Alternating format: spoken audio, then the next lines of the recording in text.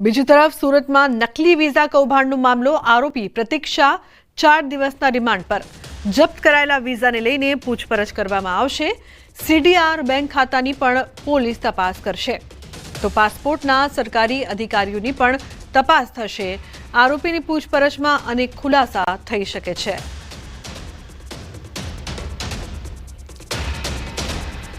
આરોપી છે પ્રતીક શાહ, એના 4 દિવસના રિમાન્ડ મંજૂર થયા છે। આ 4 દિવસ દરમિયાનમાં વ્યક્તિએ જેટલા પણ પાસપોર્ટ બનાવે છે અગાઉ, એની પણ જે પાસપોર્ટ ઓફિસ છે એની પાસેથી કરાઈ કરવામાં આવશે। તે ઉપરાંત જે અત્યારે બોગસ પાસપોર્ટ મળ્યા છે એની કરાઈ કરવામાં આવશે।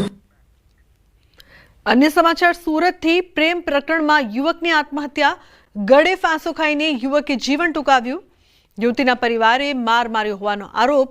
પરિવારે મૃતદેહ સ્વીકારવાનો ઇનકાર કર્યો, તો યુવતીના પરિવારની ધરપકડ કરવાની માંગ। પોલીસે ગુનો નોંધીને વધુ તપાસ શરૂ કરી છે। પાટણના શંખેશ્વર તાલુકામાં સ્થાનિકો દ્વારા નવી પહેલ કરવામાં આવી છે। શંખેશ્વરના તારાનગરમાં દારૂ અને જુગારનું દૂષણ દૂર કરવા નવી રાહ અપનાવી છે। દારૂ અને જુગારના દૂષણને લઈને તારાનગરમાં સભા મળી। સભામાં ગામના આગેવાનો, વડીલો સહિત યુવાઓ અને મહિલાઓ હાજર રહ્યા હતા। તારાનગરમાં દારૂ તેમજ જુગાર પર પ્રતિબંધ કરાયો છે। ગામમાં દારૂનું વેચાણ કે દારૂ પીતા હોય તેમજ જુગાર જેવા દૂષણોમાં જો કોઈ પકડાશે તો 11,000નો દંડ કરવાનો નિર્ણય કરાયો છે। ગામ સભામાં તમામની સહમતિ લઈને આ નિર્ણય કરવામાં આવ્યો છે। જેની અંદર દારૂ અને જુગાર બંધીનો સારો એવો નિર્ણય અમારા તારાનગર ગામ માટે લેવામાં આવેલ છે। અને જો દારૂ પીતા, દારૂ વેચતા અથવા દારૂ ઉતારતા કે જુગાર રમતા કે જુગાર રમાડતા જે કોઈ પકડાય એને ગ્રામજનો દ્વારા નક્કી કરવામાં આવેલ કે 11,000 રૂપિયાનો દંડ એની પાસેથી વસૂલવામાં આવશે। રાજ્યમાં ટેકાના ભાવે ખરીદી શરૂ થતા ખેડૂતોમાં ભારે ઉત્સાહ જોવા મળ્યો। પ્રથમ દિવસે 2.5 લાખથી વધુ ખેડૂતોએ ઓનલાઈન રજીસ્ટ્રેશન કરાવ્યું, જેમાંથી 1.60 લાખે મગફળી માટે નોંધણી કરી। પ્રથમ દિવસે ટેકનિકલ ખામીના કારણે સર્વર ડાઉન થયું હતું, જો કે હવે સ્થિતિ સામાન્ય છે અને બીજા દિવસેથી પ્રક્રિયા પુનઃ શરૂ થઈ।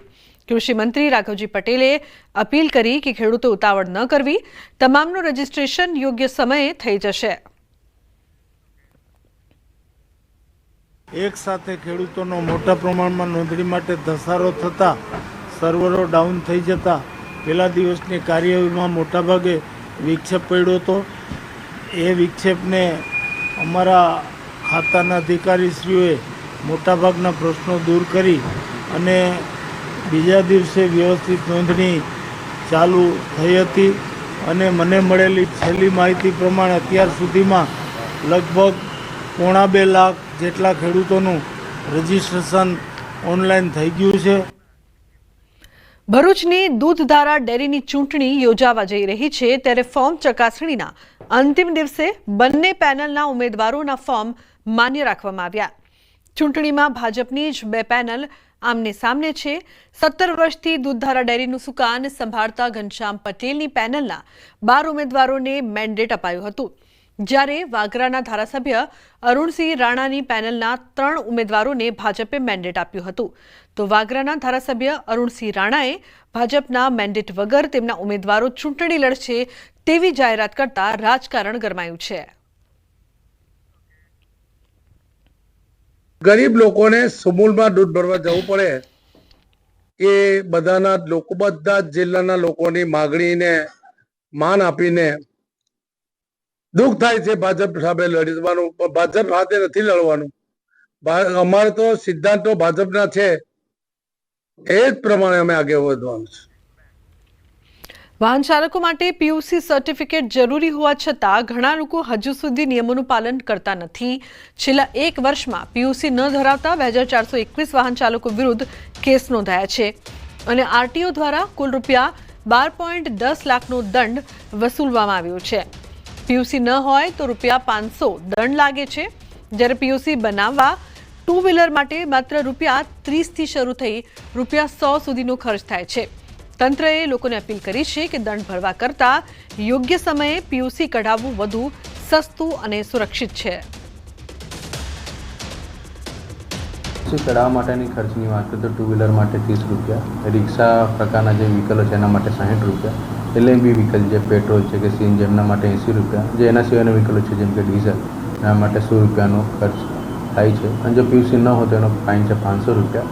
અને જો હું દંડની વાત કરું તો લાસ્ટ 24-25ના આંકડાની વાત કરું હું તમને તો ટોટલ 2421 કેસ થયા છે અને એની સામે 12,10,500નો દંડ વસૂલ કરવામાં આવ્યો છે. પીયુસી સેન્ટરનું જે સરળીકરણ ટૂંકમાં જે કોઈપણ રીતે ગેરરીતિ થતી હોય એને અટકાવવા માટે પીયુસી 2.0નું અમલીકરણ કરવામાં આવ્યું હતું. અત્યારે આપણે અમદાવાદની વાત કરીએ જેટલા પણ સેન્ટર છે ત્યાં અમલીકરણ થઈ ગયું છે. ટૂંકમાં સુરત ટ્રાફિક પોલીસની તવાઈ. ટ્રાફિક પોલીસે સ્પેશિયલ ડ્રાઈવ કરી શરૂ. બ્લેક ફિલ્મ અને નંબર પ્લેટ વગરના વાહનો વિરુદ્ધ કાર્યવાહી. પોલીસ મહાનિર્દેશકના આદેશના પગલે કાર્યવાહી કરવામાં આવી છે. બ્લેક ફિલ્મ લગાવનાર કાર ચાલક વિરુદ્ધ કાર્યવાહી. કાળા કાચની કારના ચાલકને દંડ ફટકારવાનું શરૂ કરવામાં આવ્યું છે.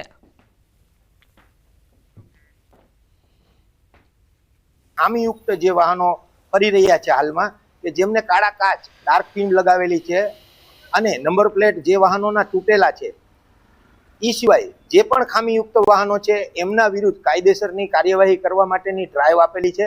અને આ ડ્રાઈવની કામગીરીમાં અમે વાય જંકશન ખાતે હાજર છીએ.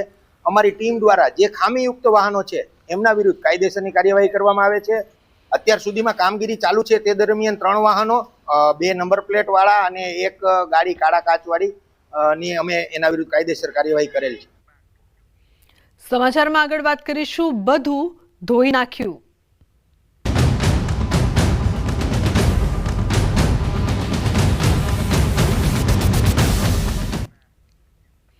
સાબરમતી નદીના પાણીએ ખેડા જિલ્લાના ખેડૂતોના ખેતરોમાં તબાહી મચાવી. પૂરના પાણી એવા ફરી વળ્યા કે ખેતરો નદી બની ગયા. કેટલાક ખેતરોમાં મોટા પાયે ધોવાણ થયું. નદીમાં છોડાયેલા પાણીથી ખેડા જિલ્લાના ગામડાઓમાં ભારે નુકસાનીના દ્રશ્યો સામે આવ્યા. ખાસ કરીને ખેડા તાલુકાના રસિકપુરા ગામમાં નદીના પાણીએ અનેક વીઘા જમીનમાં વેરો પાથરી દીધો હતો. પરિણામે 8 થી 10 ફૂટ માટીનું ધોવાણ થતાં ખેતરોમાં ખાના ખરાબી સર્જાઈ. પાણીનો પ્રવાહ એટલો જોરદાર હતો કે થોડા જ સમયમાં પાક ધોવાઈ ગયો અને ખેતરની સપાટી ઊંડાણમાં ખસી ગઈ. ખેડૂતો પાક ગુમાવી બેઠા છે, પણ હવે આગળ ખેતી કેવી રીતે કરવી તે પણ એક મોટો પ્રશ્ન બની ગયો છે.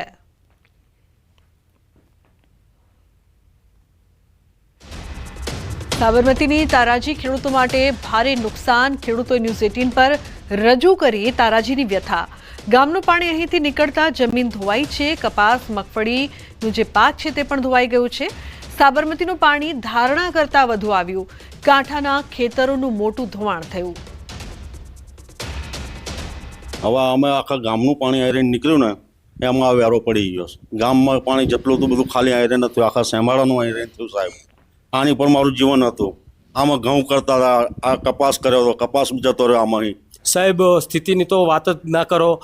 જે સાબરમતીનું જે 1 લાખ ક્યુસેક પાણી કીધું હતું એની કરતાં કોઈ કારણસર વધારે પાણી આવી જવાથી નદી કાંઠાના તમામ ખેતરોનો ખૂબ મોટા પ્રમાણમાં ધોવાણ થયેલ છે સાહેબ. નદીનું પાણી આવ્યું, સાબરમતીનું વધારે પાણી છોડવામાં આવ્યું એટલે પાણી ઉપર ચડી ગયું અને પાછું પડ્યું એટલે આ મારે ડાંગેનમાં વેરા પાડી દીધા જમીનમાં. અને મારા 2 લીમડા હતા જૂના, લગભગ 30-35 વર્ષના, એ પણ પડી ગયા. ખેડૂતોના પ્રશ્નોને વાચા આપવા માટે ન્યૂઝ 18 ગુજરાતીની ટીમ અત્યારે ખેડા જિલ્લાના છેવાડાના છેલ્લા ગામ રસિકપુરા ગામે પહોંચી છે. રસિકપુરા ગામે જ્યારે અમે પહોંચ્યા ત્યારે દ્રશ્યો એટલા વિચલિત કરતા હતા કે હવે આ ખેડૂત ખેતી પણ કેવી રીતે કરશે તેવી સ્થિતિ જોવા મળી છે. મારી પાછળ તમે જે જોઈ શકો છો આજે આખો વહેરો પડી ગયો છે. આ તમે જોઈ શકો છો તે કોઈ નદી કે કોઈ નાડું કે પછી કોઈ કાંસ નહીં, પરંતુ ખેડૂતના ખેતરમાં થયેલી આ દશા છે. જે પ્રકારે સાબરમતીમાં જે પાણી છોડવામાં આવ્યું હતું, પાણી એટલું બધું વધુ છોડવામાં આવ્યું કે જેના કારણે આ પરિસ્થિતિ સર્જાઈ. અહીંના ખેડૂતોનું કહેવું છે કે કોઈ વર્ષે આવી પ્રકારની સ્થિતિ આગળ થઈ નથી, પરંતુ આ વખતે પાણી એટલી બધી માત્રામાં છોડવામાં આવ્યું કે આ પાણી ખેતરોની અંદર જે જમીન હતી તે જમીનનું પણ ધોવાણ સાથે સાથે કરતા ગયા. બીજી બાજુના પણ દ્રશ્યો બતાવી જે પ્રકારે આ તમે જોઈ શકો છો. જે પ્રકારે અત્યારે 8 થી 10 ફૂટ જેટલું ખેતરમાં ધોવાણ થયું છે અને આ જે ખેડૂત હતા તેમની પોતાની 1 જ વીઘા જગ્યા હતી અને આ જમીનની અંદર ધોવાણ થવા કારણે જાણે ખેતર જ નદી બની ગયું હોય તે પ્રકારના દ્રશ્યો અત્યારે આગળ સામે આવ્યા છે. તો બુલેટિનમાં હાલ રોકાઈશું એક બ્રેક માટે. આપ